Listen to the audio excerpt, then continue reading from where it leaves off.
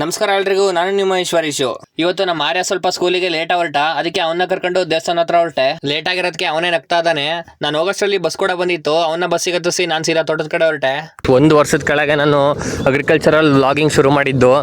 ಹೋದ ವರ್ಷ ನಾನು ಹೇಳ್ತಿದ್ದೆ ಗೋಟ್ ಹಾಯ್ಕೊಂಬರ್ತಿದ್ದೆ ಅಂತಂದು, ಆದರೆ ಸುಮಾರು ಜನ ನಾನು ಯಾವ ತೋಟಕ್ಕೆ ಹೋಗ್ತಿದ್ದೀನಿ ಅಂತ ಅವರು ಹೇಳ್ಬಿಡೋರು.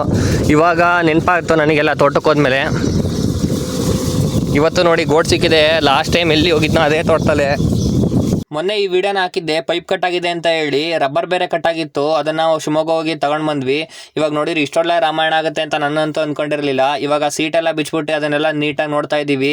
ಫುಲ್ ಆಯಿಲ್ ಎಲ್ಲ ಜಾಮ್ ಆಗೋಗ್ಬಿಟ್ಟೈತೆ. ನಿಜವಾಗ್ಲೂ ಏನಂತ ಹೇಳಿದ್ರೆ, ಗಾಡಿ ಇದ್ರೆ ಈ ತರ ರಿಪೇರಿಗಳು ಬಂದ್ಬಿಟ್ರೆ ಸಿಕ್ಕಾಪಟ್ಟೆ ದುಡ್ಡಾಗುತ್ತೆ. ಇವಾಗ ಆಲ್ರೆಡಿ ಆಯಿಲ್ ಮತ್ತೆ ಬುಷ್ ಎಲ್ಲ ತಗೊಂಡ್ ಬಂದು ಒಂದು 8,000 ರೂಪಾಯಿ ಖರ್ಚು ಮಾಡಿದೀವಿ. ಅದಂಗಿರ್ಲಿ ಅಂದ್ಬಿಟ್ಟು ಶಿವಮೊಗ್ಗ ಕಡೆ ಬಂದ್ವಿ. ಔಷಧಿ ಕ್ಯಾನ್ ಕೂಡ ಸರಿ ಇರಲಿಲ್ಲ, ಮೋಟರ್ ಹೋಗಿತ್ತಂತೆ. ಅದನ್ನೆಲ್ಲ ಹೊಸದಾಗಿಸ್ಕೊಂಡು ಸೀದಾ ಮನೆ ಕಡೆ ಬಂದ್ವಿ. ಇವಾಗ ಏನಪ್ಪಾ ಅಂತ ಹೇಳಿದ್ರೆ, ನಾಳೆಯಿಂದ ರೌಂಡ್ ಅಪ್ ಹೊಡೆಯೋಕೆ ಶುರು ಮಾಡಬೇಕು.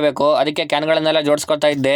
ರೌಂಡ್ ಅಪ್ ಕ್ಯಾನ್ಗಳೇನೋ ಗೊತ್ತಾಗ್ಬಿಡುತ್ತೆ, ಆದ್ರೆ ಚಾರ್ಜರೇ ಕಳೆದೋಗ್ಬಿಡುತ್ತೆ. ಅದಕ್ಕೆ ನೀಟಾಗೆಲ್ಲ ಅದನ್ನೆಲ್ಲ ವಿಡಿಯೋ ಮಾಡಿ ಇಟ್ಕೊಂಡಿದ್ದೆ. ಸೊ ನಾಳೆ ವಿಡಿಯೋದಲ್ಲಿ ಸಿಗ್ತೀನಿ. ಇದಾಗಿತ್ತು ಇವತ್ತಿನ ದಿನಚರಿ.